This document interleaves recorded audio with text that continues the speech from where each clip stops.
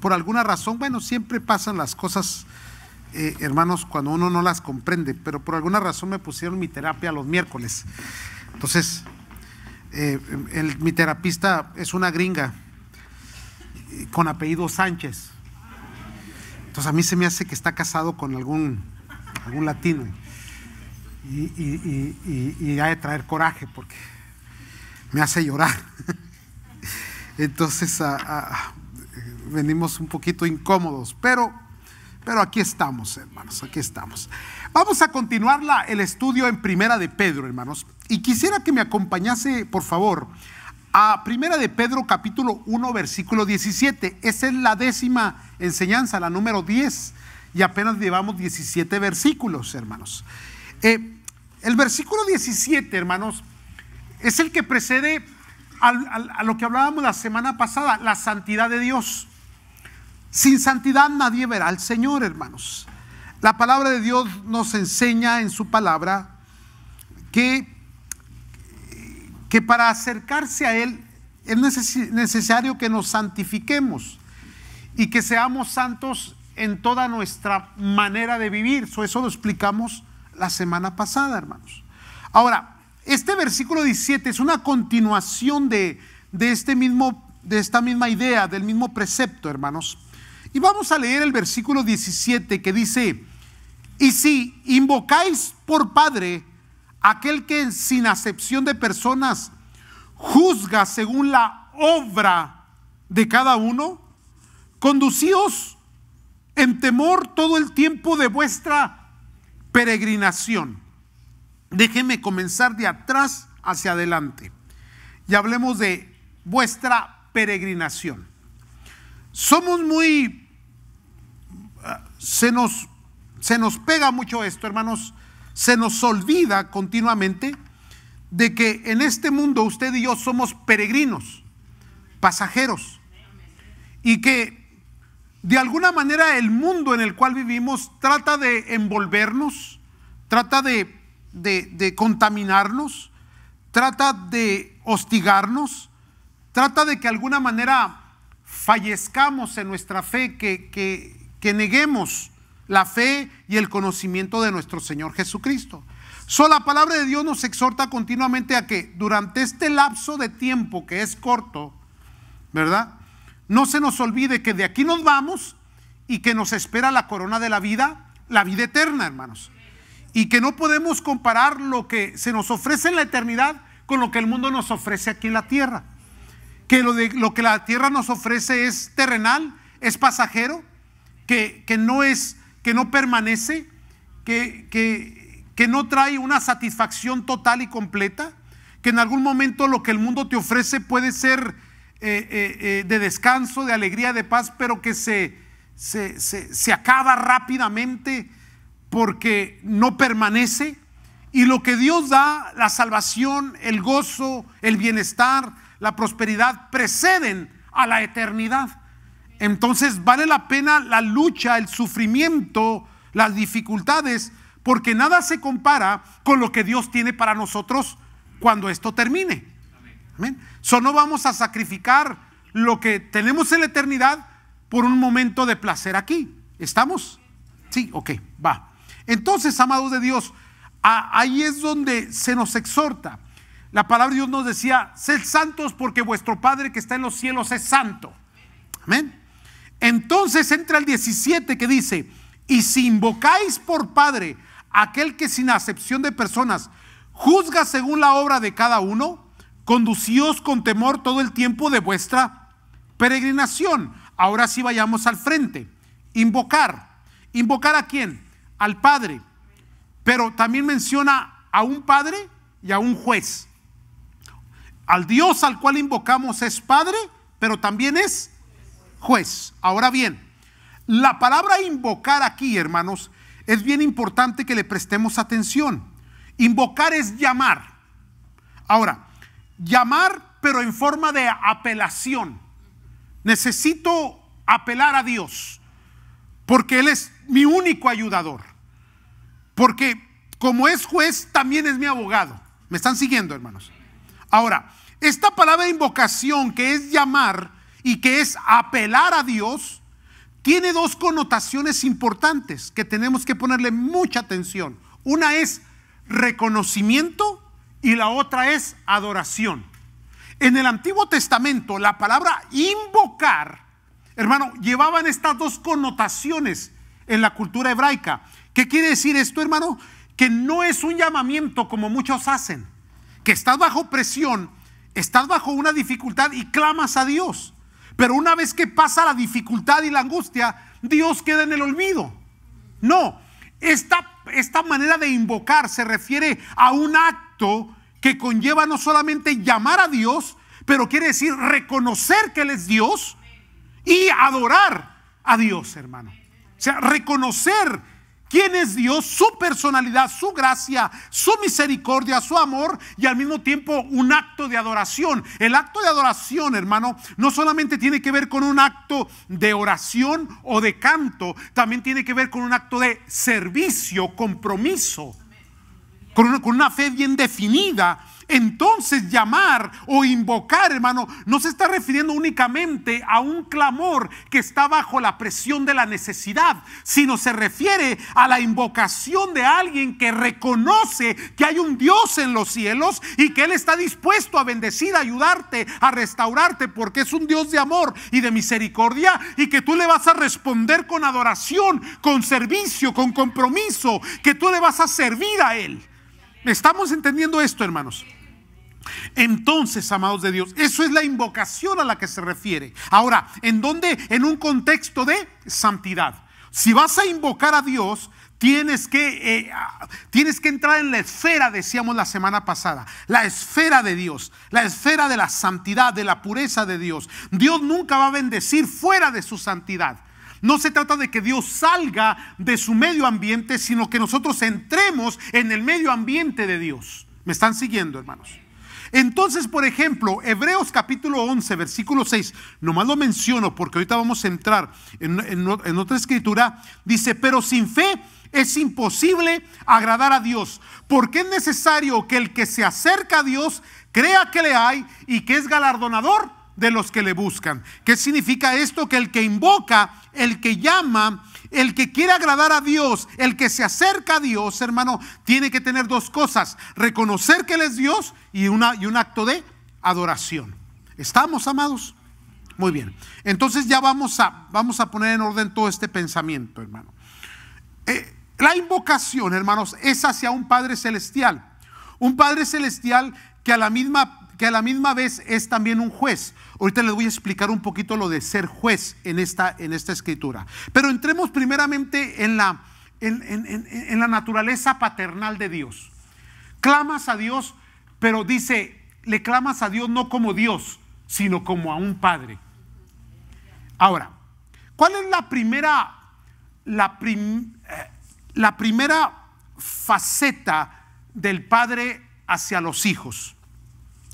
Es la de la disciplina. Recuerde, en el contexto familiar, mamá esa maternidad es la cariñosa, la sensible, la emocional, la del abrazo, pero los niños no solamente necesitan todo ese dulce, también necesitan instrucción y necesitan corrección. Entonces, no es mamá la que debería ser la encargada de la disciplina, sino el padre. Y cuando el padre está ausente, los hijos crecen sin disciplina.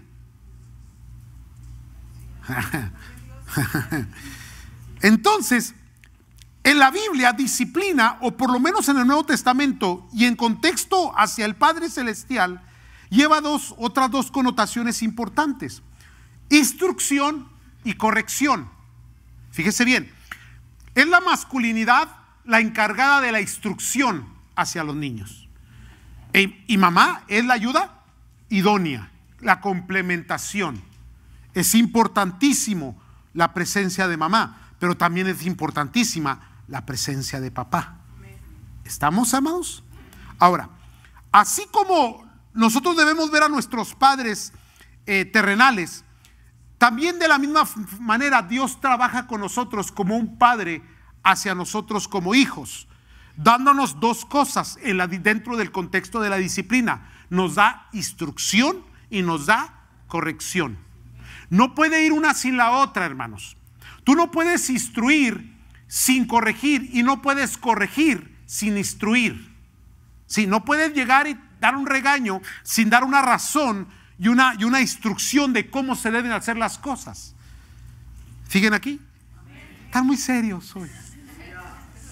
Entonces, el Padre al cual servimos, el Dios que está en los cielos, es nuestro Padre celestial que nos instruye y nos corrige para que la santidad se mantenga, se sustente en nosotros para estar dentro de su esfera, porque Dios no bendice fuera de su santidad. ¿Me están siguiendo? Ahora, para poder entender y comprender bien todo esto, hermano, vamos a tener que ir a la lectura de las Escrituras. En Hebreos capítulo 12, versículo 3 al 11. A ver, mijo, búsquemelo por ahí, me lo va a poner ahí en la pantalla y vamos a leer cuidadosamente Hebreos capítulo 12, versículo 3 hasta el 11. Y vamos a explicar por qué este es el capítulo de la disciplina del Padre. Este es el capítulo de la enseñanza y de la instrucción del Padre hacia los hijos. A ver, ¿son gringuitos los que están allá atrás? O no sé si me van a poder encontrar la escritura. Si no, le entramos. ¿Ok? Pero es Hebreos capítulo 12, versículo 3, donde dice la escritura: considerar a aquel que sufrió tal contradicción de pecadores contra sí mismo. Ahora, el versículo 3 se refiere a Cristo. Cristo sufrió por nosotros, nosotros somos los pecadores. Esto es importante entenderlo. Pero Él llevó el pecado de nosotros sobre Él. Por eso es que nuestra fe es puesta en Cristo. ¿Seguimos, amados? Sí. Para que vuestro ánimo no se canse hasta desmayar. ¿Qué nos está diciendo? Considera cuánto sufrió Cristo por ti. Por lo tanto, cuando tú estés en sufrimiento, recuerda que alguien sufrió más de lo que tú estás sufriendo. ¿Aló? Porque, hermano, si hay algo que a mí me gusta repetir aquí es que, por favor, no se victimice, hermano. ¡Aguante! ¿Aló? Sí. Lo que tú sufres, muchos hemos sufrido. Y lo que tú has llorado, muchos lo hemos llorado. Amén. Nadie se escapa del sufrimiento, de las dificultades, de los problemas familiares, de los abandonos, de los abusos, de cuántas cosas tenemos que experimentar. Aquí la diferencia es que nuestra fe nos da la fuerza y la fortaleza para poder pasar por el valle de sombra y de muerte y ser siempre avantes y victoriosos en Cristo Jesús. Así que, por favor, no hagas campamento en el valle de sombra. Que eso es lo que mucha gente hace, se estanca pues. Pasan los años y sigues en la depresión, pasan los años y sigues en el mismo pecado, pasan los años y sigues en el mismo problema. ¡Ánimo! No desmaye pues. Es lo que dice el versículo 3. 4. Porque aún no habéis resistido hasta la sangre, combatiendo contra el pecado. ¿Qué quiere decir? Que aún no te han llevado a la muerte pues. Recuerda, hermano, que los primeros creyentes, hermanos, del primer siglo, muchos de ellos o la mayoría de ellos en la primera participación de la gran comisión, hermanos, fueron llevados a la muerte. Fueron sacrificados, se convirtieron en mártires. Y en la Biblia comenzamos con el primero. ¿Cuál fue? Esteban, ¿se recuerda? Apedreado. ¿Por qué? Por confesar a Cristo. Ahora, una comparación, hermanos, de lo que pasó en el primer siglo, a lo que está pasando hoy, por favor, hermanos, estamos en un tiempo, por lo menos en esta nación, ¿verdad? De libertades, de democracia, donde tú puedes creer lo que tú quieras, decir lo que quieras y hacer lo que quieras, y nadie te molesta siempre y cuando no invadas el espacio de alguien más. ¿Me están entendiendo, santos? Entonces, amados de Dios, pues aún no ha sufrido tanto. Digan amén, víctimas. Sí, pues es que amados, ánimo pues, adelante. O sea, ¿qué le desanima? Pues quisiera decirle, ¿verdad? Como hablan los de la prosperidad, que todo va a estar bien, que vas a ser millonario y que vas a tener tu jet privado y que... ¡No! Tú no eres de este mundo. Cristo nos dijo: en el mundo tendréis aflicción. O sea, Va a haber batallas y va a haber luchas, hermano. ¿Por qué? Porque aquí de esto depende la eternidad. Entonces, amados, pues Pablo le dijo a Timoteo: Timoteo, sufre penalidades como buen soldado de Cristo.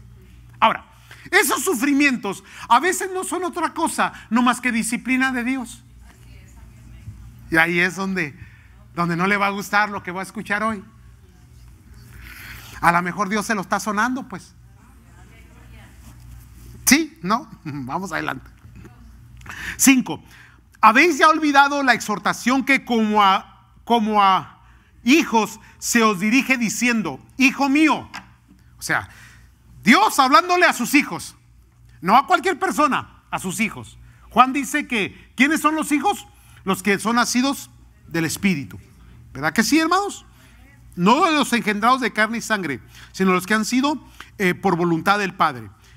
Dice: hijo mío, no menosprecies la disciplina del Señor. Ve cómo contextualiza. ¿Qué quiere decir? Que a veces lo que pasa en nuestra vida no es otra cosa, no más que una sonada de Dios. Ahora, quiero que me entienda algo. Por favor, no vaya de un extremo al otro. Hay gente que piensa que Dios lo está castigando. Dios no castiga. Déjele explico aquí, a ver si no me toma mucho tiempo. El pecado que nosotros cometemos ya trae su aguijón y su castigo en sí mismo.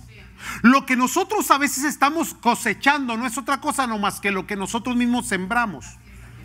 O sea, lo que nuestro comportamiento y nuestra forma de vivir da como resultado ciertas condiciones. Entonces a veces ni es Dios ni es el diablo, sino nosotros mismos los que hemos provocado esto. Ahora, si a esto, hermano, que es tu falta de disciplina, tu falta de santidad, tu falta de adoración, tu falta de compromiso con Dios, le añades que estás pagando consecuencia, todavía aparece Dios y te disciplina.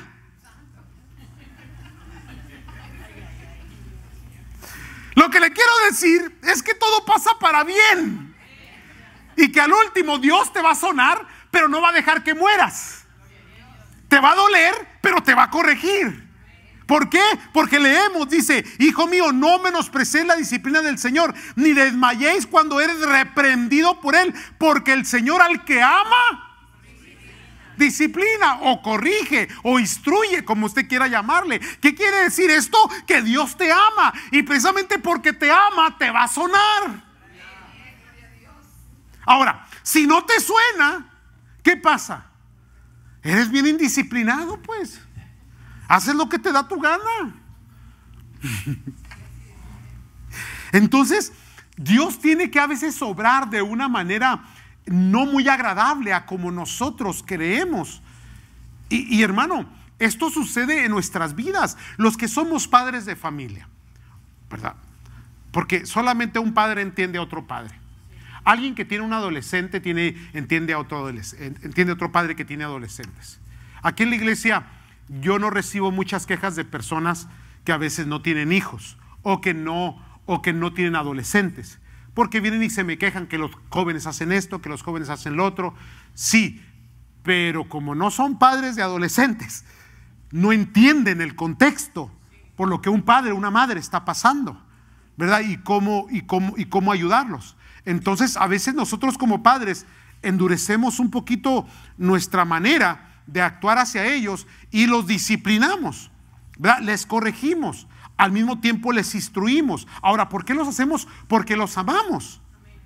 Amar a un hijo no es darle todo lo que quiere, porque eso es hacerle daño. Amar al hijo es dirigirlo, y es corregirlo, y es instruirlo. Quítele el celular, aunque a la hora esté temblando. Quíteselo. No compense la indisciplina. ¿Y sabe por qué a veces tenemos hijos tan malcriados? Porque los hemos soltado, porque la babysitter es la televisión o el Facebook. Santo Dios, ese no es el tema. El tema es que Dios a nosotros nos disciplina. Y mire lo que dice el versículo ahí mismo, enseguida: y azota a todo aquel que recibe por. Esta palabra azotar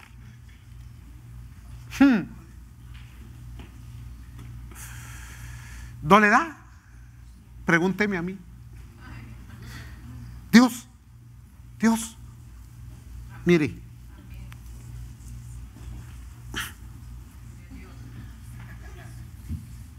arde, pero te gusta. Déjenle explico por qué. Porque detrás de cada azote que Dios nos da viene su amor. Vienen las palabras: no te he dejado, no te suelto. Y muy profundo dentro de tu corazón, tú reflexiones y tú sabes que hiciste mal. Tú sabes que hiciste mal. A veces el orgullo no te deja, a veces la arrogancia te hace cerrar tu mente y tu visión hacia una realidad, pero tú sabes que hiciste mal. ¿Aló? Se necesita mucha humildad para poder aceptar estas condiciones. Versículo 7: si soportáis la disciplina, Dios os trata como hijos, porque ¿qué hijo es aquel a quien el padre no disciplina? Qué bonita pregunta aquí, ¿verdad? Pero si se os deja sin disciplina, de la cual todos han sido participantes, entonces sois bastardos y no hijos. Por eso el salmista se preocupaba, David se preocupaba y decía: híjole, a aquel impío le va bien, todo prospera, y yo que estoy aquí sirviéndole al Señor, me va mal. Bueno, Dios te está preparando, Dios está corrigiendo, Dios está dirigiendo, Dios está formando el carácter. El carácter de un hijo no se forma, hermanos, en la abundancia y en el bienestar. ¿Sabe dónde se forja el carácter de un niño, de un joven? En la disciplina, en la lucha, en las dificultades, en la escasez, en el orden. Tú no puedes expresar tu amor dándoles todo y poniéndolos en abundancia. Creo yo que el niño, el jovencito, debe de aprender, aún de pequeño, a ayudar en la casa. Que aprenda a recoger el plato y llevarlo a donde, a mantener su cuarto en orden. Y que cuando no cumpla ciertas disciplinas, entonces pierde privilegios. Quiere que sus hijos sean exitosos. Salió un estudio de la Universidad de Oxford. Escuche esto, a mí me asustó, 47% de los empleos manufactureros en los Estados Unidos en los próximos 5 años se van a perder. 47%, casi la mitad de todo lo que tiene que ver con manufactura, lo que la gente hace en sus trabajos, se va a perder porque la robótica y la computadora va a suplir esa necesidad. Ahora, si nuestros hijos no se preparan para de aquí a 5 años, no estamos hablando de 20, 30 años, 5 años. Si usted tiene un hijo de 18, en 5 años va a estar graduando con un BA de la universidad y ya va a estar listo para entrar al área laboral. Pero si no se preparó, va a estar compitiendo conmigo, con los mojados. Porque vamos a seguir brincándonos el ser, aunque pongan muro, hacemos por abajo túnel. Y cada vez hay menos trabajos manufactureros. ¿Sí me están comprendiendo, hermanos? Ahora, ¿por qué nuestros hijos, y no quería entrar en este tema porque estoy hablándole a usted, pero bueno, ya me metí, ahora. Por eso la siguiente generación, hermano, tiene un reto bien grande y todo comienza en el hogar. Entonces, tenemos que ser hijos de Dios para que Dios nos enseñe, nos instruya, nos corrija y aprendamos y crezcamos, y también nosotros enseñemos, instruyamos a nuestros hijos a vivir unas vidas disciplinadas. Y no solamente ello, hermano, porque ojalá y terminara con nuestros hijos, pero ahora tengo los nietos y ya llevo carga. Entonces, no somos bastardos, somos hijos. Tú eres hijo de Dios. Si recibiste a Cristo, eres hijo de Dios y Dios se preocupa por ti y Dios te ama. Y Dios no te va a permitir, hermano, y vas a estar luchando con tu padre y vas a estar peleando con tu padre, porque quieres seguir haciendo y viviendo en la manera en que a Dios no le agrada, y Dios te va a seguir amando y Dios te va a seguir sonando, y a ver quién gana. A ver quién gana. Sigue peleando, sigue de rebelde, sigue con tus propias ideas, sigue por tus propios caminos y sigue peleando contra Dios. Y bien le dijo el Señor Jesús a Saulo de Tarso, después Pablo: oye, Saulo, como que dura cosa antes de dar cosas contra el aguijón, ¿verdad? ¿Estás peleándote qué? Dándole de patadas a una piedra. Te vas a lastimar. No se enojen, pues. Díganme todos los rebeldes. Si hay 2 o 3 todavía, pues corríjanse. Dice, versículo 9: por otra parte, tuvimos a nuestros padres terrenales que nos disciplinaban y los venerábamos. Y esto estoy hablando de no muy lejos atrás, ¿no? Yo me recuerdo que 30 años atrás, 40 años atrás, los padres eran respetables. ¿Se recuerda? Cállese y siéntese, ¿verdad? Y cómaselo y no pregunte. Y sea amable. Y bésele la mano al abuelo y a la abuela. Sí. Y si llegan, usted se para, ¿verdad? Y le da el asiento. No, si antes eran las cosas muy, ¿verdad? Y si respondías, te volteaban de una cachetada. ¿Se recuerda? ¿Cuánto respeto había? A mí no se me olvida, hermano. No sé, yo se lo he contado antes, se lo voy a contar ahorita. Pero cuando yo estaba chiquillo, mi padre me enviaba con los abuelos a sembrar la tierra. Yo crecí en la ciudad, pero en vacaciones, vámonos, órale. Entonces yo aprendí mucho del campo. Aprendí a arar, araba con un par de mulas, o yo sé lo que me tocó sembrar, me tocó fertilizar, me tocó barbechar, y todo con rústico. Y me recuerdo de algo, que ya en la tarde, después de venir del llano de la jornada de trabajo, ¿verdad? Mi tío decía: échale ojo al viejo, y el viejo se tiraba atrás ya pesado y cansado de toda la caminada de todo el día, se tiraba atrás en la rula, jalada por mulas, y ahí se dormía. Y él sacaba su cigarrito, faros. ¿Se recuerda? Y decía él: échame ojo, que no vaya a despertar el viejo, porque voy a fumar. El hombre tenía 35 años, hermano, y no podía fumar delante de su papá. Ese era el respeto, la veneración que se tenía, que ya se perdió. Pero esa veneración nosotros tenemos que devolverla otra vez. Sí, pero para que nos respeten tenemos que comportarnos como tales. Por eso es que está, hermanos, combinado con la santidad, con un estilo, una forma de vivir. Hoy los padres se drogan con los hijos. Por favor, ¿me están entendiendo, hermanos?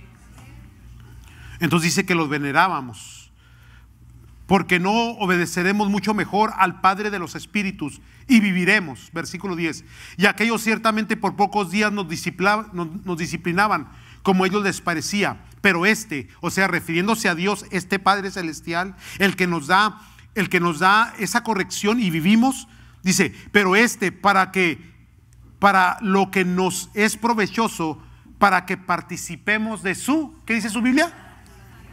O sea, que Él te va a meter a la esfera. Tú te sales y Él te vuelve a meter. Tú dices que no y Él te vuelve a sonar. Ahora, ¿por qué lo hace? Porque te ama. Entonces, mire, deje de pelear ya, hombre. Yo sé lo que le digo, no va a ganar. No. Ríndase a Cristo ya. No, pero que yo voy a hacer, no va a hacer nada, mal le va a ir. Ya no les gustó, ¿verdad? Bueno, vamos a acabar ya. Sí, ya se me acabó el tiempo. para que participemos de su santidad. Es verdad que ninguna disciplina al presente parece ser causa de gozo. Bueno, ¿a quién le va a alegrar que lo azoten? ¿Verdad que sí? O que te vayan, o que te suenen, sino de tristeza. Pero después da fruto apacible de justicia a los que en ella han sido. O sea, que te va a ir bien, pues. O sea, Dios te corrige, te suena, pero después tienes un fruto apacible. Vas a estar tranquilo, bendecido, con paz. Ay, hermanos. Mire, déjeme explicarle esto. Hablemos de juez. Ya hablamos de padre, ahora hablemos del juez. El juez es bien cortito. Mire, yo busqué en las escrituras en el Nuevo Testamento en donde Dios en el Nuevo Testamento es juez. En el Antiguo Testamento aparece mucho como juez. En el Nuevo Testamento ya no aparece como juez. La única escritura que yo encontré, posiblemente habrá otra, pero será muy similar, es la de 2 de Timoteo 4:8, que dice de la siguiente manera: por lo demás, me está guardada la corona de justicia, la cual me dará el Señor juez justo en aquel día, y no solo a mí, sino también a todos los que aman su venida. Es la única parte donde yo encuentro en el Nuevo Testamento que Dios es juez. ¿Por qué? Porque Dios ya no quiere ser juez de nosotros. El juez es el que hace un examen y dicta una condena. Sobre nosotros ya no hay condena, aunque haya un comportamiento equivocado. No sé si me está entendiendo, hermano. ¿Por qué? Porque si seguimos leyendo en Primera de Pedro, dice: la sangre de Cristo nos limpia de todo pecado. ¿Qué quiere decir esto? Que no vamos a ser condenados. Antes ya Cristo nos perdonó nuestro pecado pasado, pecado presente y nuestro pecado futuro. Dios ya nos perdonó nuestros pecados. Dios sabía que ibas a batallar con tu carácter, con tu actitud. Dios sabía de tu enojo, Dios sabía de todas tus cosas. La sangre de Cristo te limpia de todo tu pecado. Pero eso sí, dentro de tu caminar y de tu peregrinar, dentro de tu transición en esta tierra, Dios te va a corregir, porque Dios no va a dejar que te salgas de su santidad. ¿Me están comprendiendo, hermanos? Entonces el juicio se refiere a la obra que hacemos. Va a ser juez de lo que hacemos, pero no de nuestra persona, porque ya Cristo pagó en la cruz del Calvario tu salvación, y es suficiente salvación, hermano, para limpiarte de todos tus pecados, y ya tienes acceso a la eternidad. Sí. Por eso es que tenemos creyentes que les va bien y creyentes que no les va tan bien. Ahora, no les va tan bien porque tardan mucho tiempo, años, en someterse, en sujetarse como hijos. Pero Dios no los va a enjuiciar. ¿Me están entendiendo, hermanos? El juicio es para los impíos. El juicio es para los que no son de Cristo Jesús. Los que son de Cristo ya no entran en juicio, hermano, pero sí entran en disciplina, en corrección. Sí. Ahora, la pregunta aquí es, voy a terminar ya. Si eres hijo o eres bastardo. ¿Cuál es el bastardo? Bastardo es el hijo ilegítimo. Ilegítimo. ¿Qué es lo que te hace legítimo ante Dios? El que hayas recibido a Cristo como tu único y suficiente Salvador. Sin Cristo no hay legitimidad.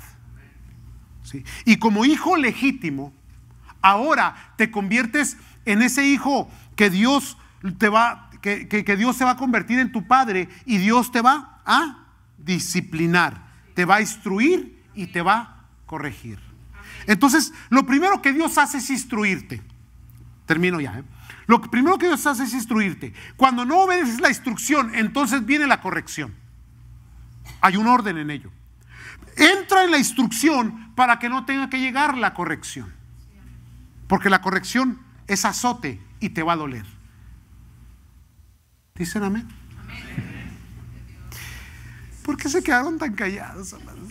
Siento tensión de allá para acá. Entonces, si le duele, dele la gloria a Dios. Amén. Tiempos difíciles, alabe al Señor. Fortalezcase en el Señor, sirvan al Señor, corríjase.